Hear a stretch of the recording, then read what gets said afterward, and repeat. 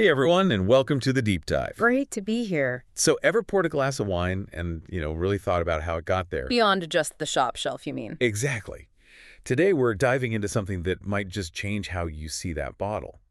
It's the profound and honestly surprising story of wine and the ancient Silk Road. It's a connection most people don't immediately make. Right. We hear Silk Road, we think silk, spices, maybe horses. But these routes, they were absolutely critical for the foundations of the wine world we know today. Seriously, every glass you enjoy, whether it's a crisp white or a big, bold red, it carries echoes of these ancient journeys. It connects us to this huge, interconnected past. It's a history in a glass, really. It is. Such a cool thought. Yeah. Okay, let's unpack this. Where do we start? Well, to really get this story, we have to go right back to the beginning. The absolute genesis of winemaking. Where did it all kick off? Right. Well, that takes us straight to Georgia. It's got this incredibly unique position. Because it's the oldest? Yes. Partly that it's literally the birthplace 8,000 years ago. But crucially, it was also right on the Silk Road pathways. Ah, location, location, location. Exactly. That spot made Georgia a key hub. It was a source, obviously, but also a place where wine knowledge and techniques flowed in and out. So it wasn't just shipping jugs of wine. Not at all. It was about sharing the whole craft, a living tradition. And what a tradition. People talk about the Georgian Kevri method, fermenting in those big clay pots buried underground. The amphorae. Yeah. But what's amazing is that wasn't just some local quirk. Right. It actually spread. It absolutely did. Along those very trade routes, you see its influence trickling out from the Caucasus, even elements reaching towards Central Asia, maybe even influencing practices further east. How did that work, practically speaking? How do you transport a technique? Well, it wasn't just finished wine traveling. You have to picture living grapevines being carefully moved across continents. Yeah, along with winemaking gear, and maybe the most important bit, the actual knowledge, how to grow grapes, how to make wine, especially in totally new climates and soils. That adaptation piece is key. It is. And this early sharing was so fundamental, you can even trace faint lines, maybe indirectly, to the history of wine in places like France.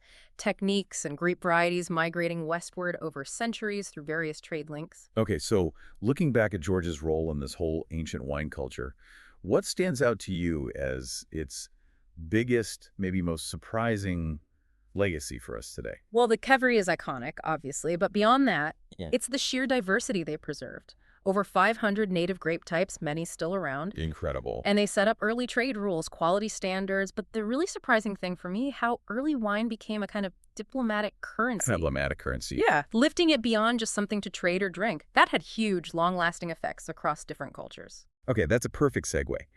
If Georgian wine culture is moving east, what happens when these vines, this knowledge, hits a huge established civilization like ancient China, a place already used to rice-based alcohol for thousands of years? Yeah. Here's where it gets really interesting. It really does, because it was a genuinely transformative moment. The Silk Road didn't just bring grape wine to China, it introduced a whole new category of fermented drink. A whole new concept. Exactly. And the fascinating part is the Chinese didn't just, import bottles. They really embraced the idea of grape wine. They wanted to make it their own. That's a critical difference. So they weren't just passive buyers. Not at all. Chinese merchants were actively involved. They brought back vine cutters themselves. Oh, yes. They hired foreign winemakers to teach the techniques. And then, crucially, they started adapting those Mediterranean methods to suit China's own climates, their own soils. That shows real commitment, a real openness. Absolutely, and it worked. Regions like Turfan, out in the west, became famous for wine. We have records of grape wine becoming this really prized tribute item for the imperial courts. Wow. And if we connect this to the bigger picture, these early Silk Road interactions actually started influencing how wine was classified and valued globally.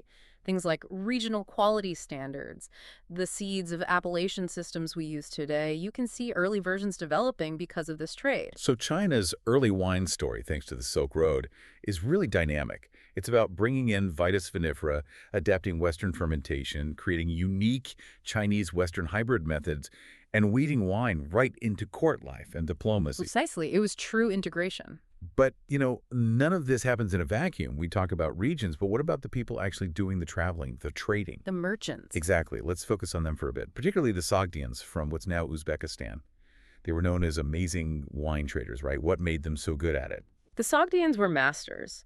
They understood that trading wine on the Silk Road was about much more than just the transaction. It was about relationships. Building connections? Deep connections. They weren't just moving cargo. They were carrying essentially entire wine cultures with them. They might spend months in a region, learning local ways, partnering with growers, absorbing, and then sharing knowledge along their routes. So less about just selling, more about embedding themselves. Exactly. It was about building trust, which made the trade smoother and more sustainable, sharing a way of life, almost. It's amazing how that pattern trade, influencing local practice through relationships, pops up again and again through history. You see echoes in, say, the history of wine in Italy, with Mediterranean trade shaping things there too. It's a recurring theme. The Sogdians really laid down a blueprint. They set up dedicated wine trading posts across Central Asia. They figured out standardized ways to store and transport wine, absolutely vital for those long, rough journeys. Standardization, that sounds very modern. It was, born out of necessity. They developed early methods for assessing wine quality, too. And crucially, they built these lasting partnerships between different wine regions. That laid the groundwork for viticulture to spread on a scale never seen before. Okay, let's talk about those practical challenges. Moving wine thousands of miles back then, deserts, mountains, it must have been incredibly difficult. Monumental challenges, yes. What's fascinating here is how those problems actually drove innovation.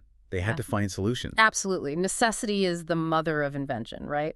The sheer difficulty forced huge technical leaps. Like what? How do they stop it spoiling? They developed new preservation techniques, early forms of fortification, adding stronger spirits maybe, using different preservatives like resins or spices.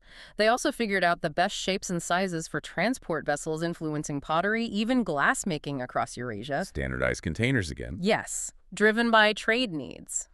You could argue the Silk Road basically created the world's first international wine standards long before any official bodies existed. And we should probably mention, it wasn't just men on the road. Women often played a huge role back home, right? Managing the actual wine production that fed into these trade networks. That's a really important point, often overlooked. Household production, often managed by women, was the bedrock supplying these ventures. They were part of developing these techniques, too. So the key innovations driven by the Silk Road trade were preservation for long trips, standard vessels, better pressing and fermenting gear, and cross-cultural quality control methods. Exactly, all driven by the practicalities of moving this valuable, fragile commodity. Okay, so beyond the technical stuff and the pure commerce, wine started to take on this elevated status, more than just a drink. It became a symbol, right? Sophistication, hospitality, even diplomacy. How did that happen? How did wine become diplomatic currency? This is where wine really enters the corridors of power. It became absolutely central to diplomatic events, social rituals. Imperial courts from Byzantium to China used wine to show off wealth, culture, refinement. Keeping up with the Joneses, ancient style. Kind of. Exchanging rare or exceptional wines became a way to seal alliances. Sharing a tasting could build understanding and relationships between powerful envoys or rulers. It was a universal language. So what does this all mean for the bigger picture of wine? That elevated status wasn't just symbolic, was it? It must have actually driven demand. Absolutely. It created a huge incentive. If emperors and diplomats prized wine, everyone else wanted it too. It encouraged the spread and refinement of winemaking techniques across vast areas. People wanted to perfect the craft to meet that high-status demand. It fueled the whole enterprise. Precisely. So wine's diplomatic role meant it was used in gifts between rulers, served at crucial negotiations, became a marker of being cultured, and maybe most powerfully, it really helped different cultures communicate and understand each other in a way few other things could. It's incredible how those ancient dynamics feel familiar even now. Okay, let's bring this right up to today. How can we see the legacy of the Silk Road in the wine we drink now? Well, it's sometimes surprisingly direct. When you try, say, a Georgian orange wine today, made in Quevry, You're tasting history. you really are. Or when you drink a quality Cabernet Sauvignon from China, that lineage goes back to those first vines brought along the Silk Road. Wow. And if we connect this to the bigger picture, look at modern wine regions like Xinjiang in China. It's right on the old Silk Road path, and it's making excellent wines now. The foundations, the grapes, some techniques were laid centuries ago by that trade. That's amazing. And, you know, the way modern wine talk focuses so much on terroir.